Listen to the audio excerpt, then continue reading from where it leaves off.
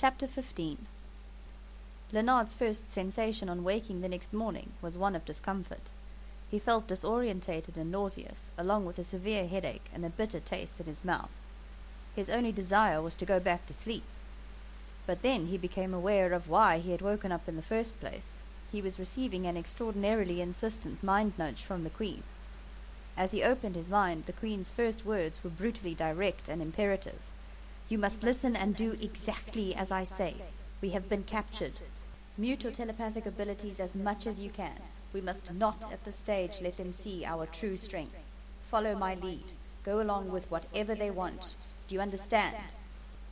As Leonard responded affirmatively, he just received a curt, "Good. I have told Zand, Anwar, Millen, and Padam the same. Do not risk any important further communication." Abruptly, Queen Eruda's narrowly focused sending was gone, leaving Leonard's headache even worse than before. And it was only as he raised distraught hands to his throbbing temples that he realized that his wrists were shackled and joined by a 2-foot-long piece of chain. Leonard felt his mind reeling with shock and disbelief. He just managed to retain enough presence of mind to damp down his telepathic abilities as the Queen had instructed, to as low a level as he hoped would be believable. He sat up in bed, swung his legs over the side, and had just managed to rise to his feet when things started happening very fast. The door of the hut that Leonard shared with 4 other handlers, all of them still asleep, was flung open, and 3 unknown men, dressed in greenish-grey military-style uniforms, rushed into the room. They all had what looked like metal cudgels in their hands. They started shouting the moment they came through the door. Come on! Up! Up! Up! Up! Up!" At the same time roughly shaking the men in their beds. As the 4 other handlers groggily surfaced from what Leonard now realized must have been a drugged sleep, the 3 intruders stepped back. One of them spoke curtly. "Get your boots on, use the ablution facilities if you need to, and then come to the dining hut, and be quick about it. Master Sender Daruk does not like to be kept waiting. Do not make us come and look for you. Get moving!" And with these words the 3 soldiers left the hut, the last delivering a loud thump to the door with the flat of his hand as he strode out. Leonard and his roommate soon heard them shouting in the hut next to theirs. The other handlers and Leonard stared at each other for a few stupefied moments, too shocked to even speak. They all held their manacled wrists out disbelievingly, and one managed to sputter, "What in Grellan's name is this? How by everything that is shrouded did they manage—" Leonard cut him short. "We obviously were drugged. As you can see, our stun swords and daggers are gone, so we had better do as they said, and find out what this is all about." As he spoke, he was already fastening his boots. Shortly thereafter, he led the way out of the hut. In the ablution block, he instructed the others to drink a lot of water. "We need to get whatever they gave us out of our systems." The others, still in a state of shock, disorientation, and bewilderment, complied wordlessly before they made their way to the central hut as instructed. The big dining hut differed vastly from the warm and convivial place it had been the previous evening. The one big table had been taken out of the room entirely, and the other had been moved to one side. It had some empty chairs arranged behind it. The 4 long benches and 4 shorter ones that provided the seating in the dining hut had all been moved to the other side of the room directly across from the table and placed in 2 rows.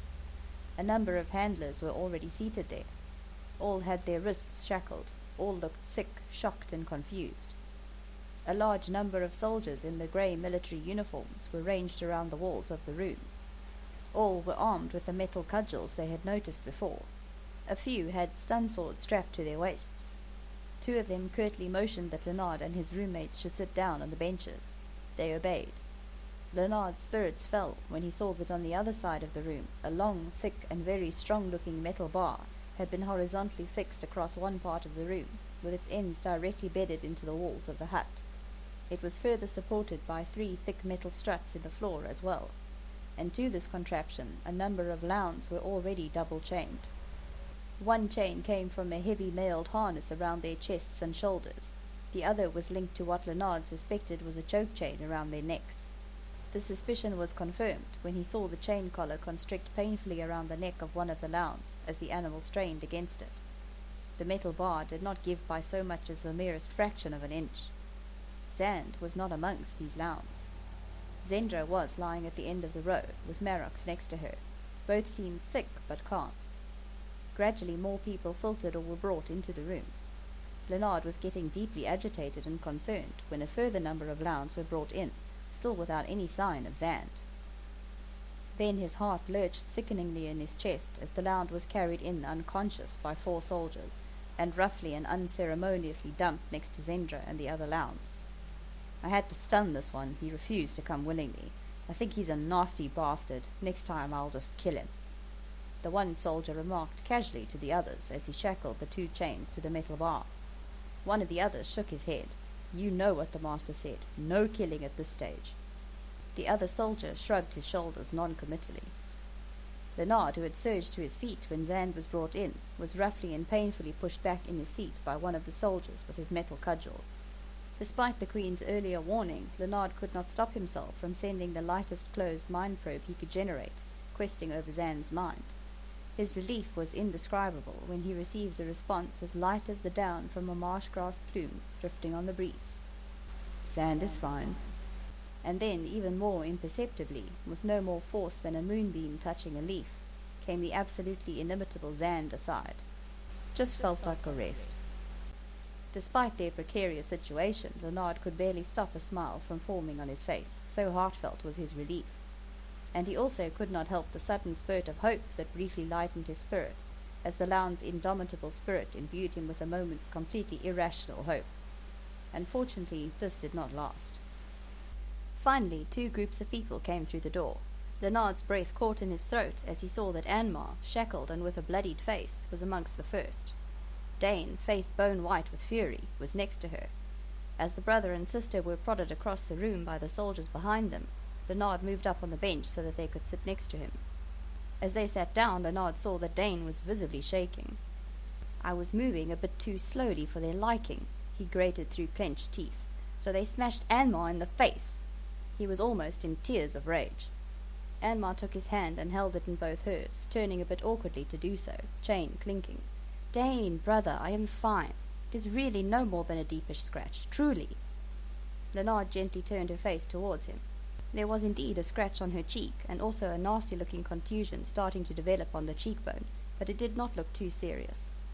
Then he heard Anmar draw in her breath sharply. He thought at first that he had hurt her by touching her face, but then he followed her gaze, and his breath caught as well. Another, larger group of people had come through the door. In the forefront was Queen Eruda and Councillor Padham next to her. Both were manacled, though it would have been difficult to deduce from the Queen's calm demeanour that she was aware of this fact. Councillor Padham, however, looked sick, grey, and drawn. Slightly behind and to the left of Queen Eruda was Major Harrod Ram. He was dressed in the same greyish-green uniform like the other enemy soldiers, as Leonard was beginning to refer to them in his mind. And behind him, standing next to each other in a solid phalanx, were several members of the militia contingent that had accompanied the expedition, as well as some of the militia soldiers that had been dispatched with the supply wagons. They were similarly dressed in the new uniforms. As the import of what he was seeing sank in, Leonard felt an ice-cold fury ignite in his brain. He now understood, in one swift leap of comprehension, how the situation had been engineered. The wonderfully aromatic citron liqueur, so generously dispensed by the Major the previous evening, must have contained the drug that rendered them all comatose, and allowed the traitors to turn them all into such easy captives. The Lounds' food must also have been heavily drugged to have allowed them to be chained up the way they were. Seated a number of places down from Leonard, Major Nillan Tarek must have come to the same conclusion as Leonard, because she rose to her imposing height and threw back her fiery head. "Oh, well done, Major, well done!" she called out and started clapping her manacled hands in slow, mocking applause. "Honor and loyalty are such overrated qualities nowadays. How many rolls did you sell your third-rate greedy little soul for?" Loathing and contempt dripped from every syllable that left her lips. Her beautiful face expressed the same sentiments just as unambiguously. Leonard got to his feet and also joined in the ironical applause. Then all around them the rest of the captives stood up as one, slow clapping in unison. The Queen allowed this to continue for a few long moments, then raised her hand. "Thank you, my friends," she said in her low, beautifully modulated voice. "I appreciate your loyalty more than I can say." The slight emphasis on your loyalty was subtle but eloquent. "Please, sit down," she continued. I am sure that you must all still be feeling the effects of that singularly unpleasant drug the Major administered to us." As all the captives sat down again, she turned and stood looking at Harrod Ram wordlessly, her face a study in contemptuous dismissal. The Major's face had flushed a slow red, which now faded to leave his set face paler than before. He strode past the Queen and came to a stop in front of Major Tarek. He stared at the lovely, haughty face looking fearlessly down at him, then raised and drew back his cudgel threateningly. "No, Major." The cold voice from the door sliced loudly and emphatically through the fraught atmosphere. "You know we are supposed to take them all to the Prince undamaged." All eyes swiveled to the doorway, where 3 figures, clearly outlined by the brighter light outside, were standing. It was the biggest of these, a dark and massively solid figure, who had spoken. He took a few heavy steps into the room before standing still again. His companions remained motionless in the doorway. Leonard thought that there was something vaguely familiar about the man. He did not see Anmar's startled response, but rather sensed it, and gave her a swift glance. Her almost imperceptible nod confirmed his suspicion. This was, incredible as it might seem, the sender that they had last briefly caught sight of in the Rickle hostelry, in what now appeared a veritable lifetime ago. After a brief moment's hesitation, Major Ram lowered his cudgel. The heavily built sender, dressed in a similar uniform to that worn by the soldiers, but in a darker grey, now trudged unhurriedly across the floor and came to a stop next to Major Ram. An indefinable sense of subliminal menace came with him. The big dark head with the heavy, impassive face turned slowly, as the dispassionate glance from unreadably dark eyes moved from Major Ram to Leland Tarek to Leonard, and finally came to rest on Anmar. "Why is this woman's face bleeding? Who did this?" The deep voice was cold and heavy, yet held a peculiar toneless timbre. After a few moments of indecisive muttering and shifting around, one of the soldiers was more or less nudged forward by the others. The sender looked at him silently while his unspoken question hung almost palpably in the air. The soldier shuffled his feet uncomfortably. He could not meet the sender's eyes. "Her brother was giving me problems," he eventually mumbled, and lowered his gaze to the floor. "And so you hit his sister in the face, despite my instructions?" the sender asked in the same flat, expressionless voice. The soldier, clearly very uncomfortable now, muttered something incomprehensible and hung his head. The sender stood looking at him for a while, then nodded his head briefly. He reached out and took Major Ram's cudgel from his hand.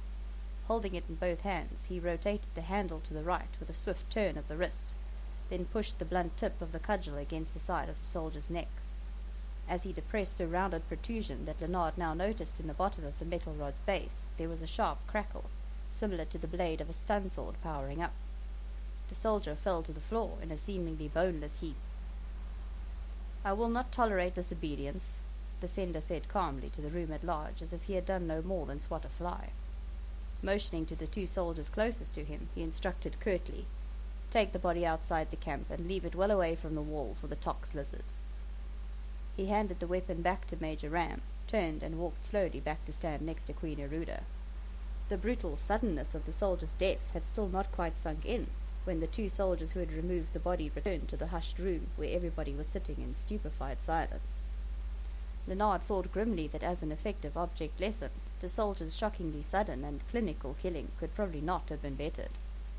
By this time Queen Eruda and Councillor Padham, with the sender and Major Ram flanking them, were seated behind the table. Having briefly moved forward to allow the soldiers to perform their unpleasant task, the sender's 2 companions were motionless in the doorway again. When the 2 soldiers with pale, set faces had resumed their places, the sender stood up. When he spoke, his words were clear and unambiguous. "I am Master Sender Daruk. I have been sent to take you all to King's Deep. I would not want anybody here to misinterpret what has just happened, whereas I have every intention of getting you all to Prince Lurko the Elect alive and undamaged. I will not hesitate to kill any of you if you make it impossible for me to do otherwise. This is applicable to everybody, captive handlers, Lhounds, support staff, and my own soldiers. I do not tolerate disobedience, insubordination, or disruption. If you cooperate, you will be reasonably comfortable. If you do not cooperate, you will not be comfortable. If you make it difficult for me to keep you contained, you will be killed. If a Lound gives me problems, his or her handler will be killed. If a handler gives me problems, his or her Lound will be killed. The brutal yet highly effective psychology embodied in this edict chilled the hearts of all the captives. The flat, toneless, completely passionless voice also left no doubt in anybody's mind that Master Sender Daruk spoke no more and no less than the truth, and would act exactly as he had said. With a gesture towards the two motionless figures in the doorway, he continued, I am fortunate to be accompanied by my two senior assistants, Senders Stahl and Craddock. After a brief pause, he said, They share my sentiments and convictions. The last was said with a flat tone of finality that curiously managed to imbue the words with greater menace than an overt threat would have done. Sender Daruk stepped back and sat down heavily in his chair. Does anybody have any questions? He asked. His dark gaze swept the two rows of seated captives. The silence continued for a few moments. Queen Eruda's composed gaze met Lennard's eyes briefly. Momentarily, a reassuring warmth touched his mind. He raised his hand. As Sender Daruk's dark gaze came to rest on him, there was just the merest flicker of an expression around the heavy mouth. Yes, Captain Denarian? Lennard managed to keep his voice even and relaxed, despite his surprise that the Sender knew him by name. Where are you taking us, Master Sender? He asked. The impassive gaze rested on him a moment longer. As I have already said, King's Deep, and I would not think you are a particularly stupid man. I assume you are wanting to know the geographical position? At Lennard's nod, the heavy voice continued. King's Deep is located in the southern vastnesses. As a collective gasp sounded from the captives, the same fleeting expression of an almost smile touched the grim mouth. That is all I am going to say about our destination now. It is a good thing that I saw cold weather equipment in your stores here. You are going to need it. Nellen Tarek now raised her hand as well. What is that weapon that looks like a cudgel? She asked. Her voice was light and composed. The Sender's eyes rested on her thoughtfully for a few moments before answering. We call it a stun rod. It has two settings. It can either stun, or, as you have seen, it can kill. It works on the same principle as a stun sword, and is also powered by Bagnorian crystals. At the collective intake of breath around the room, the expression around the Sender's mouth now could definitely be identified as a smile, or at least a grim smirk. Hence the fact that we had to visit Bagnor 1 recently. For a few moments the smirk was more pronounced, but it disappeared quickly, leaving the heavy face as expressionless as before. Any more questions? The Sender's gaze moved slowly around the room. As none were forthcoming, his eyes came to rest on Queen Eruda. Not even from you, madam? His voice held just the vaguest hint of a mocking inflection.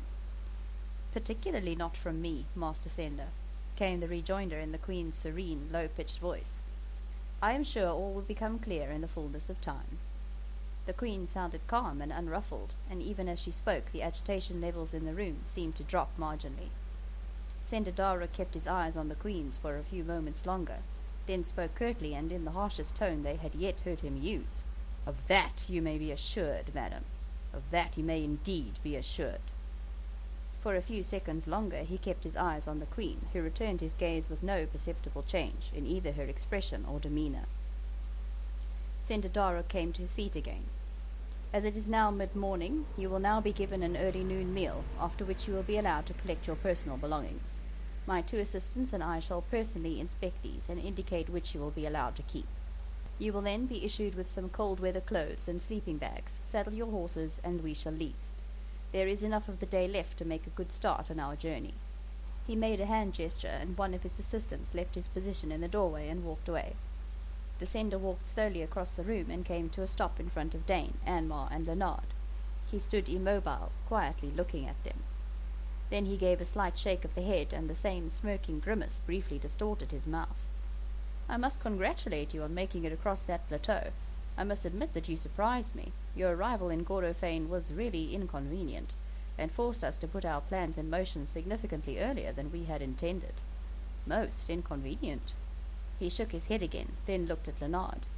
Just a split second before it happened, Lennard saw the slight change in the Sender's expression, so he was able to brace himself slightly for the mind probe that Daruk sent arrowing into his mind. But he needn't have been concerned. Just marginally before the Sender's mind blasted into his, A shield slid smoothly and completely undetectably into place over the deepest and strongest parts of Lennard's mind, and hid them securely from the sender's probe. So whereas Sender Darroch certainly saw that Lennard was a strong sender of some sophistication and range, he saw nothing of Lennard's space-bending abilities or true strength. As Darroch withdrew from his mind, Lennard met the Queen's eyes across the room as she breathed an almost imperceptible sigh of relief. He realized that she had followed the sender's incursion into his mind, as well as what could only have been Zand's intervention. Not that anybody looking at Zand would have suspected anything. He was still lying in exactly the same seemingly unconscious sprawl that the soldiers had flung him down in. Lennard felt such an upwelling of love and gratitude for Zand that he was hard-pressed not to reach out to the Lound telepathically. By now the sender's eyes had moved to Anmar.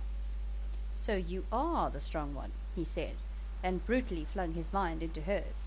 She immediately raised her defenses, fought him vigorously for a few long moments, then faked a completely convincing capitulation as her mind seemed to buckle before his. But as with Lennard, Zand had already slipped his shield seamlessly into place, so that the sender experienced Anmar's mind as very strong, but nothing to threaten his own. Almost contemptuously, Darroch withdrew from Anmar's mind and turned back to Lennard. "Where is that Lound of yours that Harrod was getting so agitated about?" he asked curtly. Lennard pointed to where Zand was still lying unmovingly on the floor and said, whilst simulating concern that he was clearly trying to suppress, "It is the one at the end there, but he hasn't moved since your oaf stunned him and brought him in here and just threw him down. I think he is hurt." Lennard allowed his very real anger to colour his voice. Sender Darroch, who had already turned away and started walking towards the captive Lounds, turned back and casually slapped Lennard very hard through the face. "They may be oafs," he said, "but they are my oafs, and I am the only one allowed to talk to them like that. You will treat my soldiers with respect." The wooden voice was completely devoid of emotion, but all the more powerful because of that very absence. "Now get your animal on his feet. I want to talk to him." Lennard, who had been nursing his stinging cheek, got to his feet, and with a back carefully rigid with anger, walked across to Zand. As he knelt next to the recumbent animal, he whispered so softly that the sound was completely drowned out by the noise of him vigorously slapping the big shoulder. "You are the best Lound ever." He immediately regretted this utterance, fully expecting Zand to respond in his normal, irreverent fashion, but all that happened was that the golden eyes opened wide, and for one wonderful moment, as the Lound's face was hidden from everybody else's view by the back and broad shoulders of the man leaning over him, they blazed into Lennard's eyes with all his enormous vitality and vigor and indomitable will. Then they dimmed, and a tremulous sending quavered into mind-space. "Lennard, where are we? I hurt." Lennard turned an outraged and shocked face to the sender who had followed him. "You see, he's hurt. I don't know what they did to him. If he dies, I'll slaughter the lot of you." Frantically turning back to Zand, he put his arms around the big shoulders as far as his shackled wrists would allow, and gave every appearance of struggling desperately to help the Lound to his feet.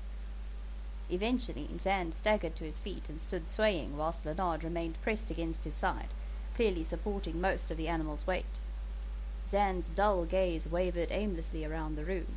It was obvious that he was finding it difficult to keep his head erect. The next voice that Lennard heard was the Queen's. In clear tones of command, she said to the nearest soldier, "Quickly, go and get a bowl of water."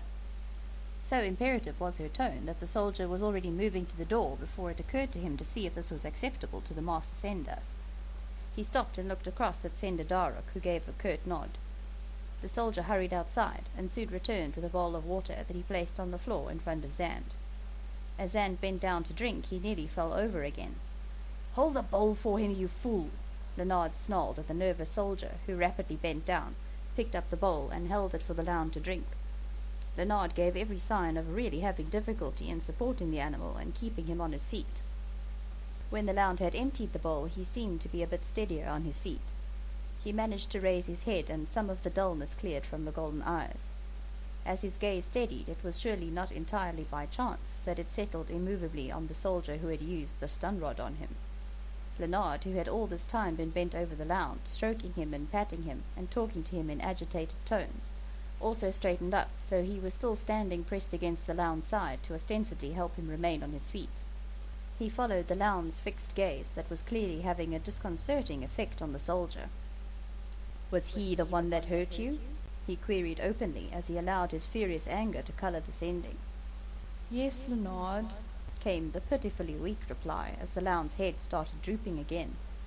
Lhound was genuinely shocked at the disoriented, powerless state of the Lhound's mind. So was Sender Daruk, who had very clear instructions regarding this particular Lhound, and who had followed all Lhound's telepathic exchanges with Zand. Moving much faster than his normal wont, he strode across the floor and came to a stop in front of the soldier, who had already gone pale with fear.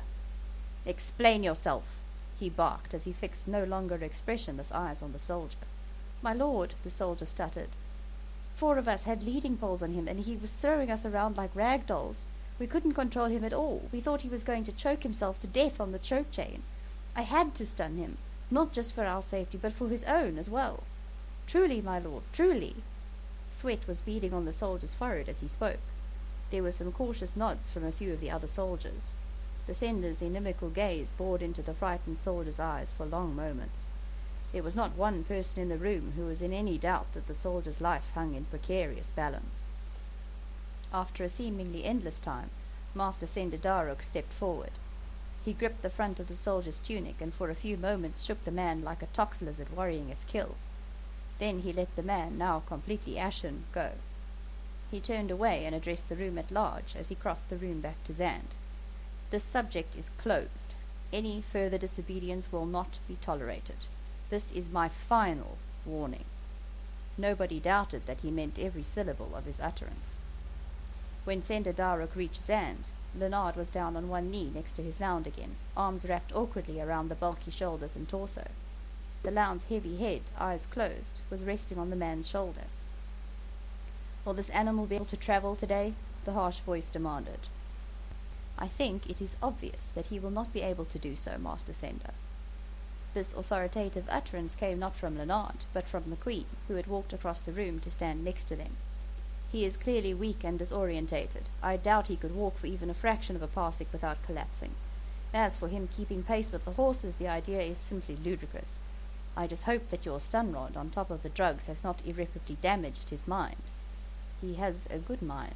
The Queen spoke in a voice that combined recrimination with utter conviction. By now, Harrod Ram, having followed the Queen as she strode rapidly across the floor, had also reached them. His voice sounded just as definite as Queen Eruda's when he spoke. "Master Sender," he said emphatically, "I do not believe any of this performance. I know this animal. He is the closest thing to completely indestructible that you will ever find. I am sure that this is all a pretense and an attempt to hoodwink us." The Queen looked almost wearily at Ram, then transferred her glance to the Sender. "You do not have to believe us, Master Sender," she pointed out. "Just probe the Lhound's mind for yourself. He could surely not hide such deceit from you." Lhound thought his heart would stop as the Sender fixed his dark gaze on Zand. After a moment, Zand raised dull eyes to the Sender, then lowered his head and suddenly sagged more heavily against Lhound. As Lhound gave an exclamation of dismay, the Sender said dismissively, "In this instance, Major, I must tell you that you have no inkling of what you are talking about. This animal could no more travel today than I could take flight and fly to King's Deep like a Bagnall eagle." As if to confirm the veracity of his words, Zand slipped from Lhound's grasp and slumped down on the floor again, wearily closing his eyes. The massive rib cage, encased in the mailed harness, rose and fell in a deep, exhausted sigh. The Sender looked down at the recumbent Lhound and nudged him none too gently with the toe of his boot. "We will just have to wait until he is fit to travel." With these irritated words he turned away and said to the room at large, "Our plans have changed. We travel tomorrow. See that you all get some rest. Major, see that everybody is issued with the necessary cold weather supplies. Send a stall. Tell them to bring the food in." As the Master Sender walked away, he said over his shoulder, "And see that your beast is ready to travel tomorrow, Captain. I don't care how you do it, just do it. I will not wait another day for him. Madam, get back to your seat." The Queen and Lhound's eyes met in a fleeting but meaningful glance before she turned around and followed the Sender in leisurely fashion back to the table. Both had had the same thought. Zand was obviously very important to somebody, and that somebody was almost certainly the so-called Prince Lurko the Elect, and whilst this was good news in the short term, and would almost certainly ensure Zand's safety during the trip to King's Deep, The long-term prospect was infinitely disquieting. What was in store for Zand in the long term? Or, for that matter, for all of them? Leonard wished passionately that he could sit down quietly somewhere and discuss everything that had happened with Queen Eruda, Councillor Padham, and Anmar and Dane. He hunkered down next to Zand and stroked the silky mane and the big head. His own head still throbbed abominably.